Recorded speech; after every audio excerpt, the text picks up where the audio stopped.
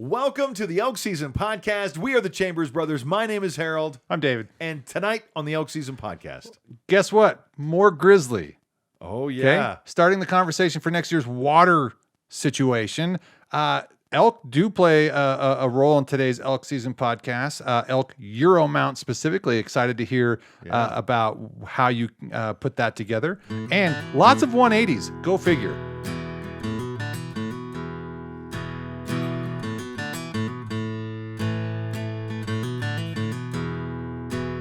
So when I first started hunting, it was just known through the family, no dead animal heads on the wall. Yeah. Nope, not going to happen. Okay. Not in my wife's house. And I'm like, that's okay. A full mount is really big. And I knew I never wanted a full mount anyway. But in 2022, I shot a non-typical bull, perfect 6 on one side, and a beautiful 3 on the other. I mean, it's amazing 3. With the pictures up on YouTube, and it's just a very, very unique elk. He has a drop tine. Yeah. That was like almost stuck in his ear. It's where you carry your spare keys. Yeah. I mean, it's a weird thing. There was when I was making the Euro mount for this, there was a lot of nicks and stuff in that drop tine because I knew it bugged him. I knew it bugged him because it was in his fur. You had to really lean in to see it, and they like to articulate their ears. That's really important for them, right? And you can look on that, you see, that might have been in the way of one of his ears. Yeah, I remember when you showed me when you brought it by on your and so so there was a lot of little nicks and stuff on that, and then I had to put I had to mount his skull on an extra thick board. Yeah. And I thought, you know what, if I can just put it in the basement, if I could put it in the garage, I like looking at it. Yeah. It's cool. It's an incredible memory. Yeah. It was a really great time. And I took an extra piece, a small piece of walnut, some black walnut that we had. Yeah. I just spent hours sanding it and smoothing it and making it look nice. And I spent a lot of time on it. Can I ask some questions? Yeah. I've never done this process before, and I admire. Me either. I admire the look that you have there, where the antlers are that nice brown, like that natural looking brown with the white tips, but then the skull is that bleach white. Yeah. How did you accomplish that? So I watched a lot of YouTube. Okay. So you have to get some tape and like some saran wrap and cover the antlers. Okay. And we got some. I got some special bleaching gels it's a hair product. Okay. And you put that on. Okay. And after that comes off, then you rinse it. And there's other guys that will like boil it in hydrogen peroxide, and I tried a couple different things. Okay. But eventually I'm like, okay, that really didn't work, and I don't want to deteriorate this bone any further. So what I did was I wish I knew the products. I could throw a picture up, but there's guys on YouTube doing it, and it was my first time.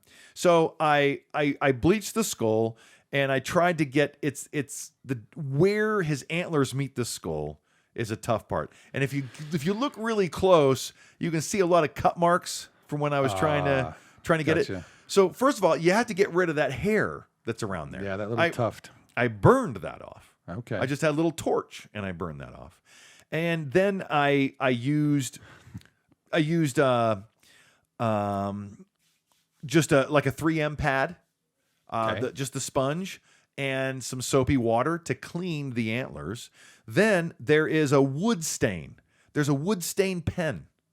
And any white marks, just in case there's any white marks, like I said, there was a lot of nicks on his drop tine. Those nicks, I used this wood stain pen. Okay. And it just covers up real nice because it's multiple colors of brown. Yeah. And so as you put this wood stain on, it just naturally blends. Yeah. And then what really makes it look good, believe it or not, is Mop and Glow. Okay. I put Mop and Glow in a spray bottle, and I just sprayed them. I hung it up in the garage, and it has a nice sheen to it. Yeah, it does. Yeah, and that was really what makes it pop. Is the Mop and Glow. And I couldn't find Mop and Glow anywhere in town. Walmart, Fred Meyer didn't have it. I had to order it online.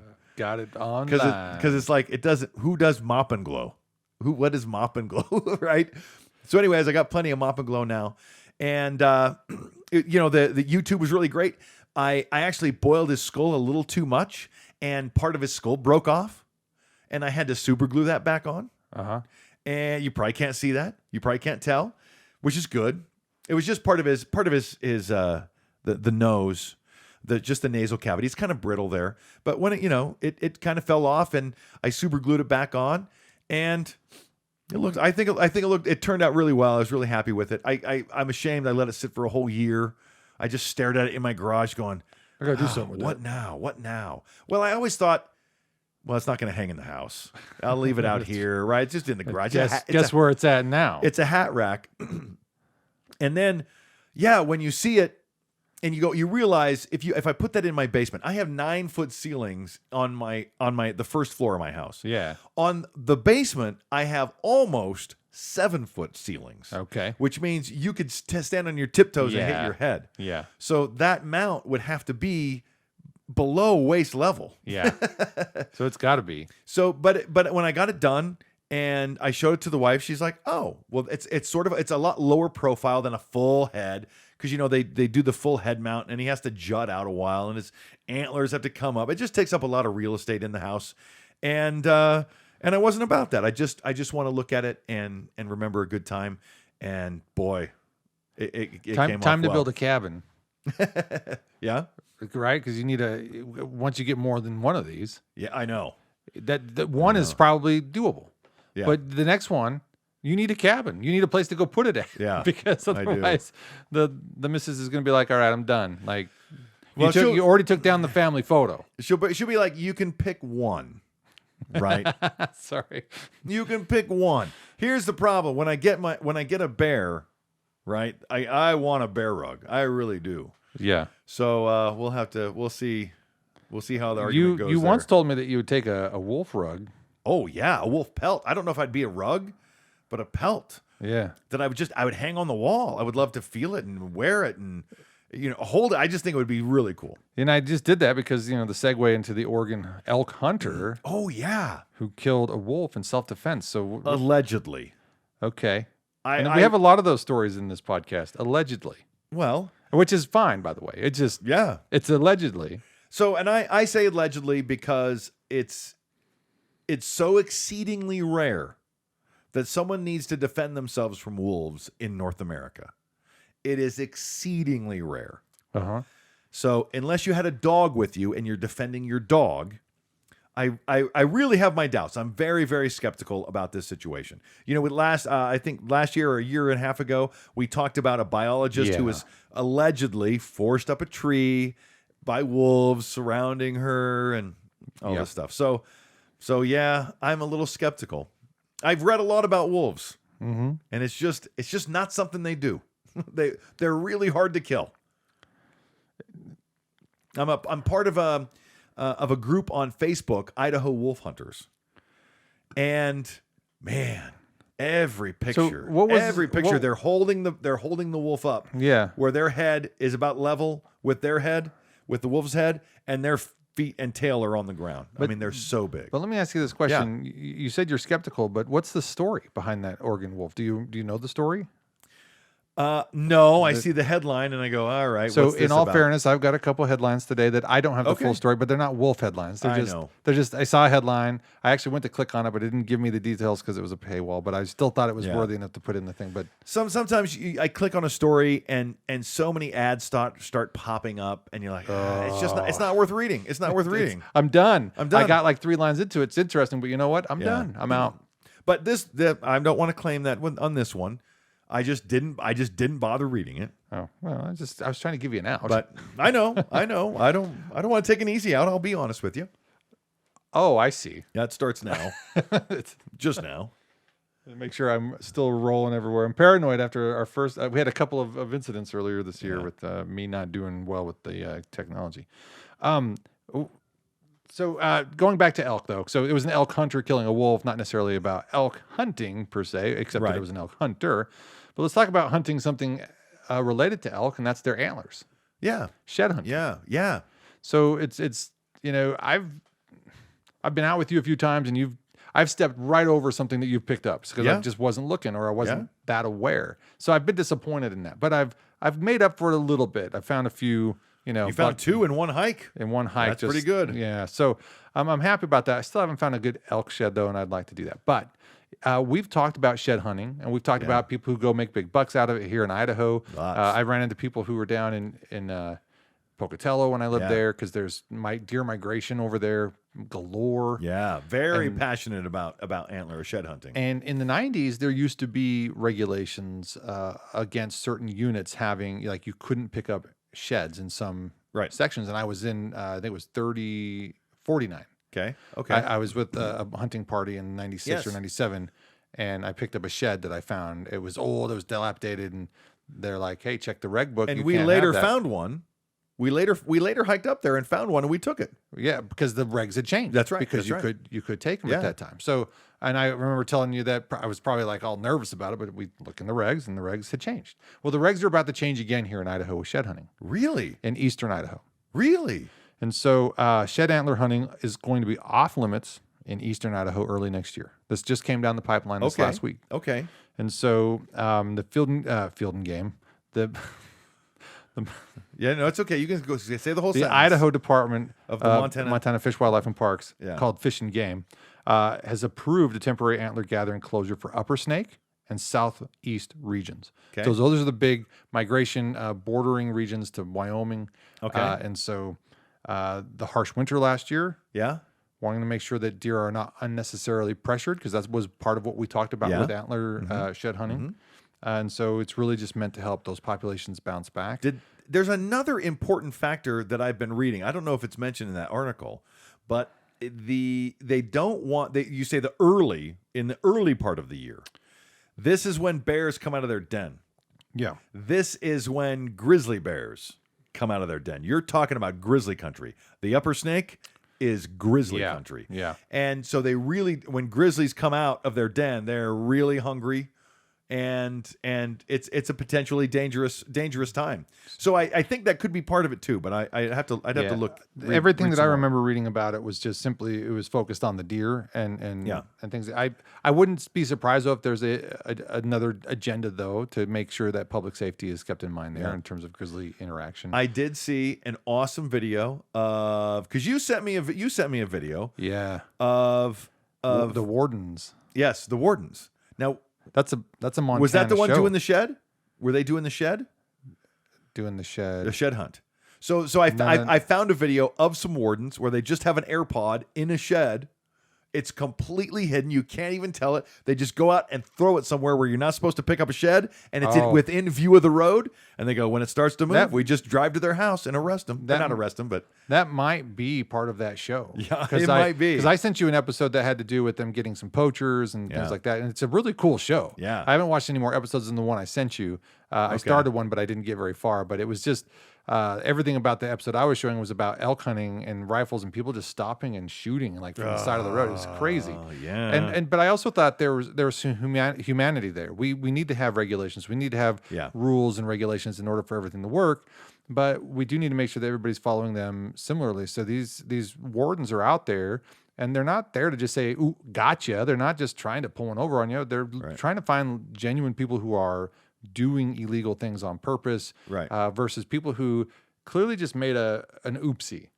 And there are those who make oopsies. There was a 16-year-old kid in the episode that I sent you that had an oopsie. Really? So were they kind to him? Yeah, they were very cool with him. That's He cool. still had to go in front of a judge, but they didn't confiscate his tags. They didn't take his license. They just said, you're going to need to go talk to a judge and something like that. And then there was another group, though. One of the officers in that had one of his... at the time, he goes, he actually said at the end of the episode, spoiler alert, I hope this isn't my biggest bust of my career, but to date, it's been my biggest bust of these guys that had a cabin that he had somebody tip him off, and it was they had a moose, they had like 3 mule deer, they had a couple whitetail. I mean, and then when they found out they were getting busted, they took snowmobiles and dropped off. It took all their the remains up into the mountains. It was gnarly. Wow! But they were able to forensically.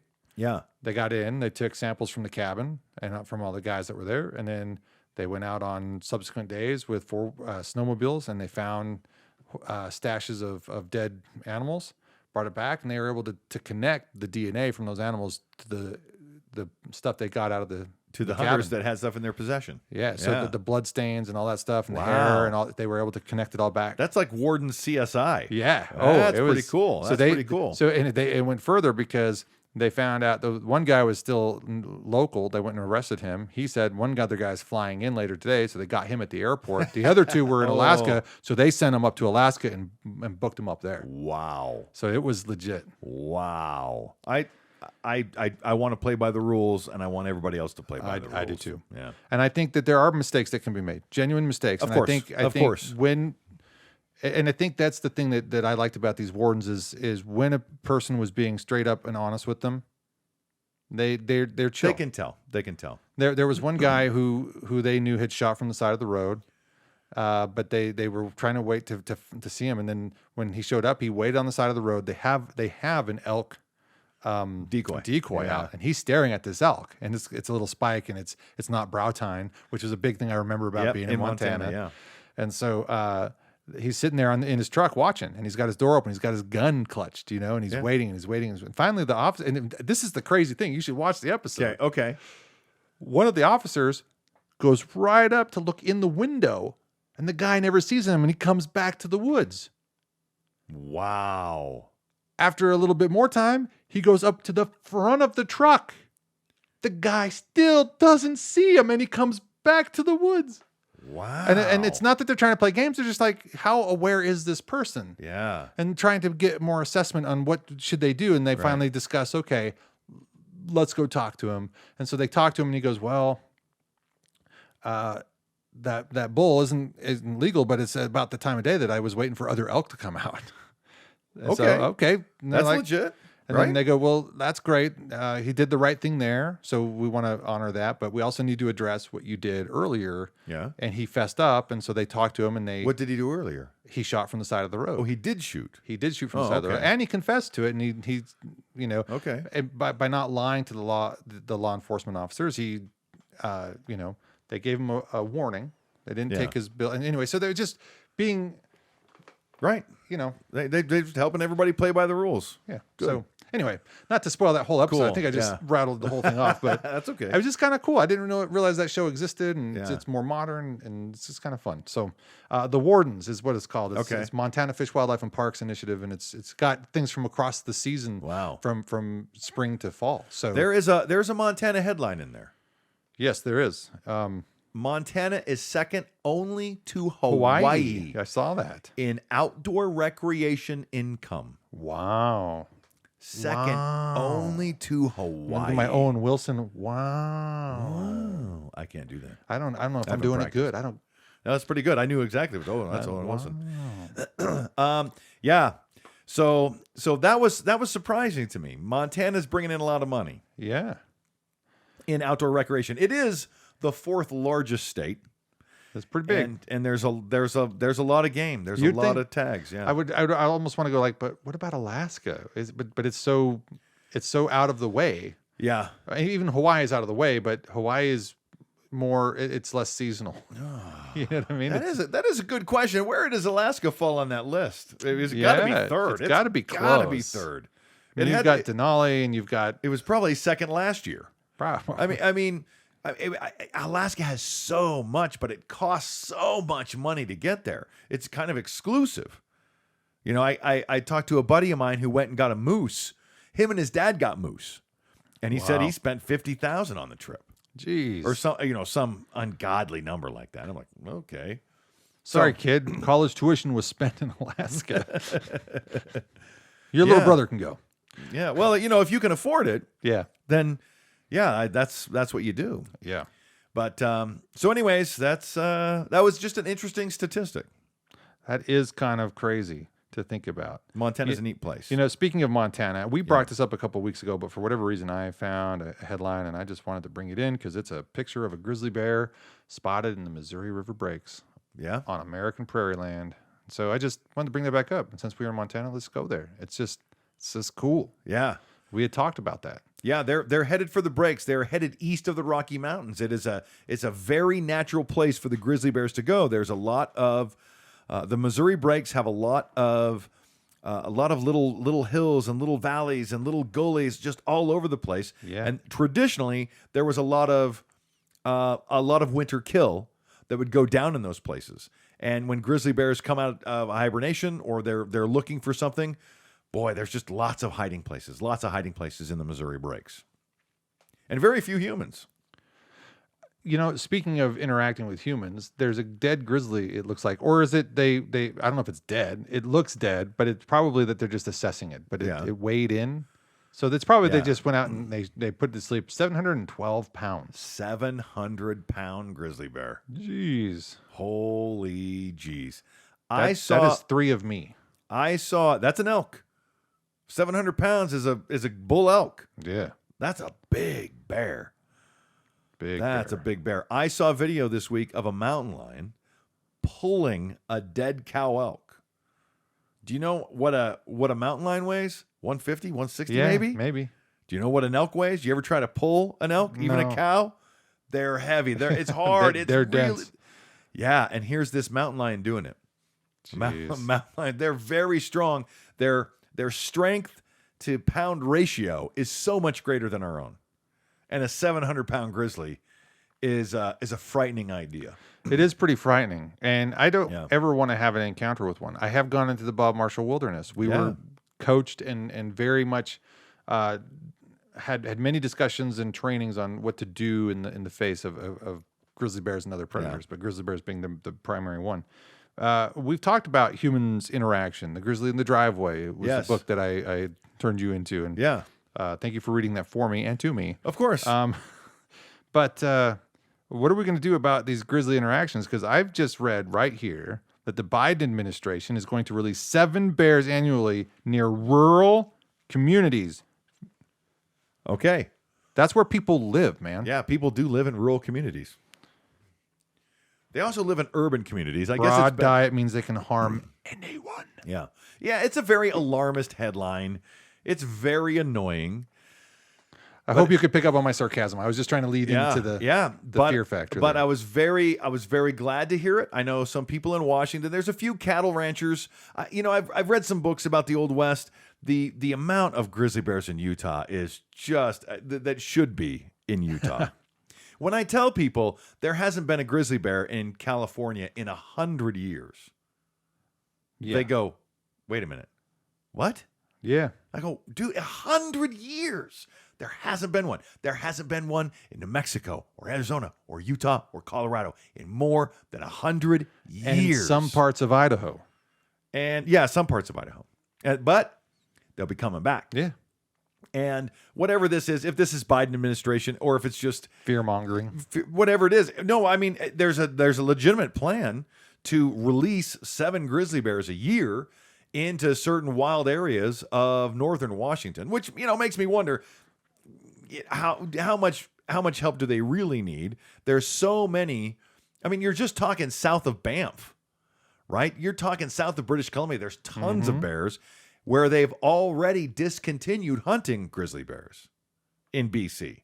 So now we have a non-hunted population that can already come into Washington, and we have allegedly this Biden administration, or we have, laws that are putting grizzly bears back. And we have, I think from the very first podcast, talked about returning grizzly bears to California. The state flag is illegitimate until that happens. It is not even. It's only a historical document until that happens. To me, it's not even an arguable point. Grizzly bears ecologically belong in California. They belong in Utah. They belong in New Mexico and Arizona and Colorado, and they will return. But we need a better opportunity to educate the public on how to handle it, because what I get crazy about on this podcast sometimes is when you see some bear, black bear, grizzly, doesn't matter, they're getting up in your jacuzzi and you're just sitting there going, "Oh my gosh, I better be quiet. I don't want to disturb it. If I'm scared, it'll come in and eat me." No. Yeah. You've got to do the right thing. In fact, I came across a headline of somebody doing the right thing. I actually saw the video, and a couple days later, I found the headline, and I thought, this is what we need. And so PSA, do what this woman does. California woman roars at approaching bear with cubs on a Sierra Madre hiking trail. Yeah. As she slowly backs away, not turning away, slowly backing away, but making loud roaring noises as she moves away from that. Yeah. The headline does not read, "Woman gets mauled by bear with cubs," For that reason. because she did the right thing. She Yeah. didn't even have bear 'Cause spray. she was properly educated. Yeah. And so you've And got, prepared. you make noise. And if they come up into if you have cabins and you live near woods, make noise. Don't let them get comfortable. Yeah. They're not cute. They're not your friend. You are their dinner if So- you're not careful. And we're at a very difficult crossroads. I received some grizzly bear video from a friend of a friend Yeah. that I posted on social media and got 1 million views, Jeez, that's right. Yeah. thousands of shares. So now there's a dichotomy, Yeah. right? I want to scare the bears away after I make a social media post about it. Yep. And so you're going to have people just leave their garbages open, just leave their jacuzzis with, right? This is going to happen. This is going to happen. Some people will be educated And that's what I'm saying. and behave properly. Some people will be educated or uneducated and behave improperly Yeah. when it comes to bears. It's And it's we'll frustrating. cover it here. We'll cover it here on Yeah. the Elk Season Podcast. Yeah. Because there was a lot of interactions this fall, and it's quiet time now. The bears are resting. Hunkering down. Yeah. I've seen I'll wait. I got a headline to follow up one of yours, so I'm just trying to figure out the right order. So, but we're speaking about predators, apex predators, Yeah. really. Mountain lions, Yeah. right? So 4 mountain lions here in Idaho spotted on the popular Boise hiking trail. Yeah. Something about mountain lions since I've been in Idaho, particularly since being in college, I've just noticed an uptick in their presence. There's more of them. They Yeah. keep showing up. There was some on ISU's campus. We've talked about that on a podcast before. Well, that's anecdotal, right? What is? That's your observation.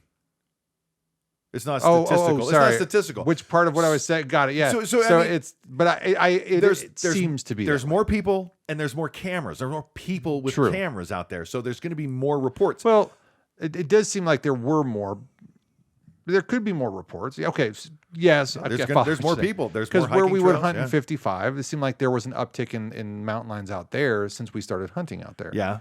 And so part of that may not be as anecdotal, but it just seems like Right. But not a big deal. I'm sure there's probably some statistics that would probably, mirror our anecdotes. But I want to make sure and distinguish between the two. That's fair. It's very And fair. as much of a pain But- in the butt that is. But we're seeing cougars a lot here. Yeah. Regardless of whether there's more or less, I agree Right. that I need to be careful with how I disperse the data. But I think people in Oregon might believe that there's more cougars than there really are, because a cougar spotted in Oregon kicked off a citywide warning. Yeah. It turned out to be a house cat. Yeah. I did see that headline. Yeah. Now, it's better to be Yeah. safe than sorry, Always. but also confirm your target. Number one thing in hunting, confirm your target. yeah. Really make sure that's not a decoy from Fish and Game. Yeah. Oh, Because they got some pretty good decoys, put their head down and everything. yeah. Yeah. In fact, there was something else that they Yeah. so there was they have a decoy that's out there and they're hiding up in the woods. Like, that seems dangerous to me, because this is during rifle season. Yeah. But I they're do. they're Yeah. up in the woods waiting, and they around this bend that comes this truck, and it stops, and this guy gets out, and then he gets back in, and then a warden walks up to him and talks to him. But then it turns out that this guy is from out of state. He has legal license to be there, but he's using a radio to communicate that, hey, there's an elk down here. You should come down and get it. Oh, yeah. That's a no-no. That's a no-no. So I want to back up for just a second, because I went to Phoenix okay. over Thanksgiving. I went to the Phoenix Valley. We were actually in Mesa and Scottsdale and Queen. I forget the name of it, but it's the Phoenix Valley. Phoenix Valley is absolutely gigantic. There are 5 million people in the Phoenix Valley. The Phoenix metropolitan area is the 5th largest city in the United States. Huge. Bigger than Huge. Dallas or Seattle or San Francisco or Miami. Francisco. Or Denver. It is such a big. Phoenix is just huge. And we decided to go for a hike. Okay. And I go, all right, well, my wife's brother lives down in Mesa. And we go, okay, well, let's just go for a hike. How far of a drive is it? Oh, it's only 10 minutes. Okay. Oh, that'd be great. Overflow parking. We are there before the sun is up. Oh, wow. And it's a big parking lot. Wow. It was insane. And when I think about that hike, I think about Boise. Okay. There has been such a huge uptick of outdoor enthusiasts moving to Boise because of its proximity with the mountains. You have a lot more trails, a lot of trails, a lot more hikers on trails. You're going to have more encounters. Whether there's more cats or not, I don't know. Yeah. But more people are going to increase the encounters and the sightings. And it's and you're going to see a lot more people too, just as out on a hike. Yeah. Because while you're talking about that, all I can think of is these YouTube vlogs I watch with Kevin Nealon. Yeah. Hiking with Kevin. Yeah. And he's hiking on those trails in California, but Right. it's just people everywhere. Anyway. Yeah, there's people everywhere, and I don't know. To me, that's not hiking. That's a nice walk. Yeah. The last time I saw Becky and I saw her brother, we actually met in St. George, Utah. Okay. And we got an Airbnb together, and we went and hiked up to Angel's Landing, Okay. which is in that one national park, Zion National Park. Zion, yeah. And I gave a review. I made sure to be a little cocky about it because I'm an elk hunter. And I said it was a nice walk. But to be honest, it was entirely paved until you get to the part where there's a chain handrail, right? But it was just entirely paved. And there was they had to now it's reservation only. Yeah. Because there's so many people. You have to order. There's a few places like that. that. But we had to stand in line for 3 hours. Oh gosh. And he goes, well, we can hike up to here, but if you want to go all the way, you have to wait in this line. I go, well, it's a shame to come all this way and not hike all the way up to Angel's Landing. And when I made that video, I go, hey, I just hiked up to Angel's Landing with 150 of my best friends, and they're all standing around going, yeah. But it was packed. And we have social media to help to thank a lot for that. Yeah. Sorry, I just think of the contrast between what you're describing and climbing Bora, Yeah. Because it's like Yeah, that's right. That was intimidating. That was intimidating. That's a hike. But see, it's funny. The farther away I get from it, the memory of the pain goes away, and the lust for wanting to go back gets bigger. Yeah, but the intimidation is that was something. With the first time we climbed Mount Bora, I was like, just one foot in front of the other. Yeah. I'm not thinking about too much. The second time we went up, I'm like, are you serious? Are you sure this is the same trail we were on last time? This is terrifying. It's intimidating. Yeah. It was intimidating. It was. And yeah.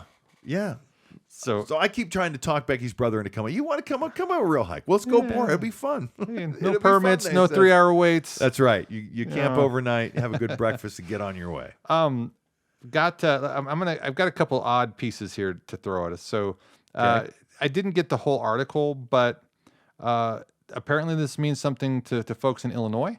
Okay. But it also comes along with hunter safety. We've talked about it, but tree stand falls. Okay. So you put up a tree stand and you fall out of it and you die. Ooh, yeah. Okay. So I came close. I put up a tree stand up in 55. Yeah. Anyway. Yeah. So 2023 on pace to top recent deer seasons in Illinois for fatalities of tree stand falls. Wow. And so it's probably something minimal. You're probably in transition between getting because people tend to wear more, I hope, safety gear, harnesses and things like that. But, transitioning from unhooking and all that stuff. And then just, 15 feet up is no stone's throw for a human being to fall. I was 40 feet up. Ugh. Oh, that's right. I was 40 feet up. I got pictures of that somewhere. That was a little crazy. But the tree was down in a gully, and to get up above the gully, you just had to really climb that tree. And it was a spruce tree, and the bark was really soft. And so if you didn't drive your pegs in far enough, the pegs would fall. And there was one time the harness did save me for sure because a peg came out. Yeah. And the second time it was CrossFit that saved me. Yeah. Because I have a good grip and I can do a pull up. That's not easy. No. So Scary stuff. I realized, but I saw some more. I saw some more really good whitetail hunting. Whitetail using a decoy. Whitetail in the rut are awesome. When we hunted Lincoln, we saw whitetail action. I get it. White guys hunting whitetail that are crazy about hunting whitetail. Oh, I get it. Okay. It is fun.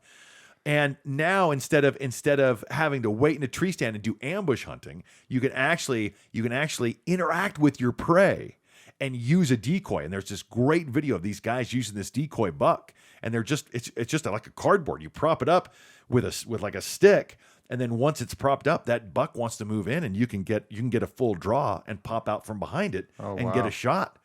Yeah, that's some hunting. Okay. That's some hunting. And there's some whitetail in eastern Idaho. Right out by Spencer. Yeah, I was gonna say northern eastern Idaho. So over by the Montana border. Yeah. Yep, up on Monida. And there's some late whitetail hunts you can do. I had a buddy in college go get a whitetail while I was at ISU. Yeah. Really? Oh, that'd be awesome. It was the same year you got your elk. Oh, nice. 2009. Yeah, very cool. Your first elk. Sorry. Right. My little one. This is kind of a crazy story that comes out of Maine. Is that right? Maine. Oh, by the way, newsflash came in while I was listening to your story there. Yeah. Henry Kissinger died. Oh. So whoever he is. You don't know who Henry Kissinger is? It had something to do with politics. All right. I've heard the name a few times. Okay. Anyway, sorry. Well, he doesn't have much to do with elk, so. No. Maine. Okay, hunter shoots a huge black bear. Okay. Goes to investigate his bear and finds an 8-point buck underneath it. A dead kill, like a dead head. Oh, wow. Wow. I told you I had a friend at the gym who spotted a mountain lion on a big 4x4 muley buck. Shoots the mountain lion because he had a tag, gets to keep the rack on the big buck, and still shoots another big buck. Oh, wow. Yeah. That's he's cool. He's a diehard hunter. He's at the CrossFit gym, and he's there for that reason. He is there because he wants to. He doesn't skip leg day. Yeah, he doesn't. He's such a good guy, though. Such a good guy. In Colorado, this is a story you posted. A missing hiker since August found dead dog next to him. Yeah. So we had a conversation. Yeah. I think a couple weeks ago. Yeah. Cats would eat you, and dogs wouldn't. Let's see how loyal a hungry dog would be. That's right. Sorry. There you go. Checkmate. That's only reason for that I brought that story. Fair. Very sad, but a very, very loyal dog. Yeah. I know. Now that you think about it, I'm like, well, what about all those other stories where the dog goes to the cemetery and sits at the right? Right. Oh, that's sad. Don't do that. So bringing this session down. Come on, it's the holidays. Right. See, there's a history lesson in here, but then there's a couple other things. Well, let's finish with the history lesson. I was interested in that. Okay. You did put it looks like a Far Side style cartoon. For heaven's sake, Harold, wake up! We've got bed buffaloes. So yeah, the Far Side is just. I love Gary Larson. Yeah, he's just so fabulous, odd, and he uses the name Harold a lot. Yeah. Which is my name. Yeah. Which is fun. I go, I make a good Far Side cartoon. But this one is fun because Gary Larson did a lot of hunting videos. There's this one cartoon I saw where the hunter and the buck are standing in the forest. The hunter throws his rifle aside, the buck throws his antlers aside, and they decide to settle it old-fashioned way. Yeah. It's just funny, Gary Larson. And he had that one short animation that was in the early 90s where it's like the bears are killing the hunters or something like that, and they're putting on the hunters' jackets and they're playing with the guns, like, look at me, I'm the hunter or whatever. Yes. Gary Larson had a bunch of stuff, but to have bed buffalo, it's just a silly idea, but very fun. This might be misplaced because we already talked about grizzly bears, but it says here, one of the most important questions to ask when reviewing a job opening is, why did the position become available and the job available? Yeah, let's stop and talk about just the question. That's a good question. Yes. Right? You're hiring me for a position. Why is this position available? Yeah. You want to ask me why I left my last job. Why did the person who had this job before leave? And that's an important thing. And you're interviewing the people you're working for as much as they're interviewing you, but most people don't remember that. Yeah, you should. Now let's talk about the job. Yeah, this particular job is a grizzly bear conflict management manager. Or I added management manager. A conflict manager. Yeah. Grizzly bear conflict manager. Yeah. Yeah. Rawr. This looks like one of the coolest jobs. I would love this job. I don't know what the job entails, but I can only in my wild imagination, you have to be willing to live within 100 miles of Bozeman, Missoula, or Kalispell. Yeah. Put me down for a yes. Right. And what I interpret from the job is you have to be able to, you're managing the conflict between the human population and the bear population. You're trying to understand, well, you know what? This bear has been coming into ranches, killing cattle. It's time for it to go. We need to euthanize this bear. Transplanted, euthanized. Right. And the other part is, look, these people are acting a little too rash when it comes to the bear population. So let's make sure and educate them as well. So this looks like a really cool job for someone with, an education. Yeah. I kind of wish, I'd pursued that, because one of my initial interests of doing something for the rest of my life was forest work. Wildlife biology. Wildlife biology was one of mine, and I always thought it was impossible. I could never do it. I really thought I couldn't. And you look back and you go, God. Yeah. I still could. Yeah. I still could. I'm probably I'm not gonna. Yeah. I'm kind of settled in at the moment. Another left turn. I guess it's a podcast of left turns. That's okay. We are right in between elk season. Yeah. And so we're going to cover the water situation. We haven't talked about that yet, have we? That's our next stop, brother. Awesome. So yeah, we want to talk about what are the elk doing this time of year, and what to look forward to. There's some. I did show you a TikTok before we started. Yes. About the Idaho elk tag over the counter. Yeah. Is December 1st. Yeah. So if you're from out of state. Yes, yeah, the out-of-state tags go on sale, and it is over the counter, which means first come, first serve. It's Friday. And that's on Friday. We're sorry. Depending on when this podcast is posted, this might be long gone. But I guess you're going to have to take that as a PSA for next year. Because I have so much happening this weekend, I hope to have this podcast up by morning. Great. So you'll have a couple days notice. I hope to. Yeah, I know we're kind of behind the 8 ball on that one, but as long as people know, that's a thing that's happening or that happened by the time it comes around. Yeah. Be on it. Get them. Yeah. If you have the interest, Idaho's a great place to hunt. And I know one guy that'll be up early. Yeah. Oh, I know. John, good luck. Yeah. I hope you get one. I always hope you get one because I always hope I run into you. Yeah. Because you're just so chill and awesome. And God, you're just a good hunter. Just a good guy. He's a really good hunter. Oh, yeah. A good guy, too. Yeah. Probably a great guy, then a good hunter. I think it's like they're both the same. Yeah. But anyway. Water condition you showed me, and at first I was taken aback because I'm like, this reservoir looks big, but then it hit me a minute later. I don't know if you caught on to that, but yeah, it took a second. I was like, oh, that's really cool, and I was like, oh, there's not a lot of water left in this reservoir. The Mackey Reservoir, is that like it looks like maybe 30% full. The Mackey Reservoir, Mackey, Idaho, is known as a town at the top of the world. Mackey, Idaho, is probably the closest town to Mount Bora. Mount Bora is the highest peak in Idaho. Yeah.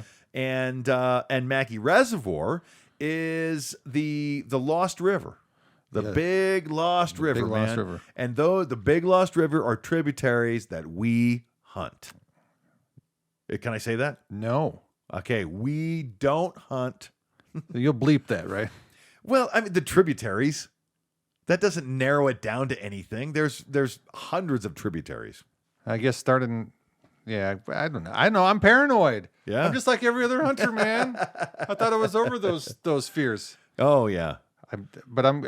So my voodoo doll's getting an extra pin tonight. You know my position. My position is, if you're tough enough to hike with me, come on. Yeah, that actually is true. I'll show you exactly where I go. If you can keep up. If I can, God, how do I say this?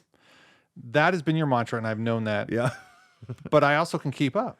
Yeah, you do just fine. Yeah. But I've seen you go out with other folks, Yeah. and you come back with these tales of whoa, and I'm just like, I hope Of whoa? because like they you say if you can keep up, come out, but then you come back and they're not naming names, but you've Yeah. said some stories with some of the people you've gone out Yeah. with, not necessarily this last year, Okay. but in previous years, you're like, wow, it was a lot of work working with them, having to keep them Yeah. up and then and all this stuff, and so it's like. Wow. And I just, in my back of my mind, I'm like, I'm so thankful I have, and I hope I can always keep that pace with you because it's not, I don't ever fear being a burden other than Right. we might be If we accidentally kill an elk, God help us. That's the burden. yeah, that is the burden. If, we might disagree from time to time on certain things, but that's not. Sure, but the only when same. we're hungry.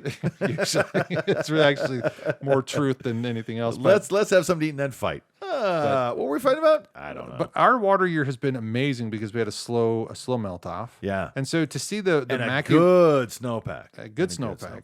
But to see the Mackey Reservoir that low is concerning, but I don't know if that's historically what it should look like or what I know. it has looked like. I but know. I am thankful that there's water left at the end of the season as we're getting storms rolling in over Thanksgiving. We got 4 to 5 inches of snow here in Twin, and we're going to get some more weather We this had weekend. a heavy snow in Twin. Yeah. There are broken branches all over town. I'm sorry, I didn't know it was that bad. I was here healing from my hernia. Have you not driven around? Have you not seen? Are the campus at CSI? Are there no broken branches? I promise you there are. There probably are. That snow was so heavy. There's some broken branches. There's this big pine tree on Blue Lakes Boulevard that's shaped like a pom-pom. Big, round. It's right on the side of the road. And man, there's a good half a dozen branches from that are now touching the ground and not going to make it. Yeah, that's those a good are in picture. my backyard. Yeah. So It was a very wet, heavy snow, and like Boise got nothing. yeah, Boise got nothing. I felt bad because I have a weight restriction with my surgery recovery. Yeah. Which it went well and everything's fine and I'm good, but I can't lift more than 20 pounds. And so I saw it was a heavy, wet snow, and I'm just like, I'm not even going out with a snow shovel. Yeah. I did on, I think Friday to scrape what was left because a lot of had melted down and there wasn't much left, and I didn't really exert myself. But that was the only reason I did that. But I felt bad because I'm like, I know there's a lot of snow out there, and I'm usually itching to get out there because it's like the only exercise I get in the winter. And so It's fun. Shoveling snow is kind of a fun activity. If you don't have to do it for thing money, that I do. right? You just it's fun. Yeah, It's a but, big, heavy. This time I was grateful that there wasn't much snow left by the time I got to my driveway. And there's a gentleman that lives across the street. He has a 4-wheeler with a blade, and he had gone across our sidewalks nice. anyway. So it was just really cool. So we will be following the water pack here or the snowpack here on the Elk Season Podcast. It's only December. We have 4 months of snowstorms to get through before we can really get a good picture of what kind of water, what the water situation is going to look like for 2024. This is context for the beginning. Right. That's all that is. And knowing that we're in an El Nino, Yeah. which is predicting for us to be a little bit drier. Really? I heard wetter but warmer. I think I heard it's unpredictable. And that's what I'm going to stick with. I heard we don't know, and we don't. It's all wild speculation here on the Elk Season Podcast. It's like, Listen, but it is no worse than any news you've ever watched in your life. Right. Wild speculation. Trust me. yeah, We're good. I don't feel bad at all. Second that one right there. Thank you. Yeah. So, let's finish this thing off here. This is we've talked about this before. I'm pretty sure I see where this is going. Pre-dawn hours of November 12th, 1833, and the sky over North America seemed to explode with falling stars, unlike anything anyone had ever seen before, and visible over the entire continent. An Illinois newspaper reported the very heavens seemed ablaze. Yeah. An Alabama newspaper described thousands of luminous bodies shooting across the firmament in every direction. Observations in Boston estimated that there were over 72,000 falling stars visible per hour during the remarkable celestial storm. Yeah. The Lakota people were so amazed by the event, they reset their calendar to commemorate it. Joseph Smith, traveling with Mormon refugees, noted that in his diary that surely a sign of the second coming. Abraham Lincoln, Frederick Douglass, and Harriet Tubman, among many others, described seeing it. It became known as the night the stars fell. Yeah. Virtually every tribe across North America attributes 1833 to some version of the night the stars fell, the night the sky lit on fire. And it's such a prominent point in history that it even showed up in that Buffalo documentary, the Ken Burns Buffalo, Really? American Buffalo documentary. They talked Really? about it. Wow. The year the stars fell. Wow. In fact, I'm getting better. Wow. wow. And I actually went to lunch with our local astronomer. Yeah. And I asked him about, hey, when is this event going to happen again? I'm just so jealous of these thousands and thousands. And he said it's, I think, over like 14 or 15 years out or something like that from another possible event that could be like this. I remember one from 15 years ago. When I lived in Nampa. Okay. And I had a job where I worked all night long, and I'm outside, and it's just and we knew it was going to happen, but I had to go home, and I'm waking up. I woke up my son. I woke up my wife. I go, just come outside. Just look. It's constant. It's constant. Some of them were so bright, I thought it was lightning. Yeah. It was just awesome. And it's nothing like 1833. And that's what I was asking our astronomer, Yeah. Chris Anderson. When will something like that happen again? Yeah. I go, if there's somebody that's going to know that, it'll be him. And he said it should be happening at this time or whatever. And a couple other people at the table who are of an older generation are like, I think I'll still be alive. Then I'll be watching for that. Well, guess what happens in 10 years? I don't know. 2033. Okay. 200 years. 1833 to 2033. Anyways. That's the only thing. Yeah. That's the only connection I'm making. Well, it depends on what the cycle is of those. Right. Because that's the thing that I knew about, that I've learned from Chris, is that, these things come around based on Very certain cyclical. cycles, Yeah. and they can be predicted, but it's not just it's kind of like Halley's Comet. It's a 75-year cycle. It's not, because so often we want things to be predictable in a very straightforward fashion, like 100 years, 50 years, Right. 20 years, but it can be random.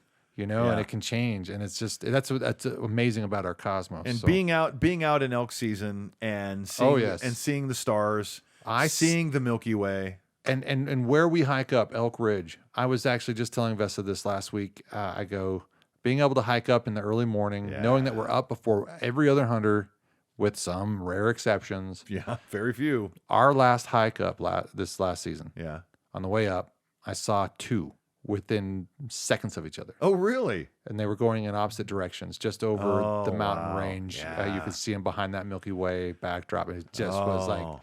oh my gosh. And it felt good because that was right. We're only an hour removed from our elk encounter. Yeah. When I see those. And Yeah. I'm just thinking, It's a fringe benefit of of elk hunting. Yes. And there are many, many fringe you benefits. can't be afraid of the dark. And if you understand the cosmos aren't here to get you, and they have something to show you, Yeah. then you'll have a lot of fun. Yeah, hiking in the dark, hiking alone, backpacking alone, are some of the things that genuinely scare me.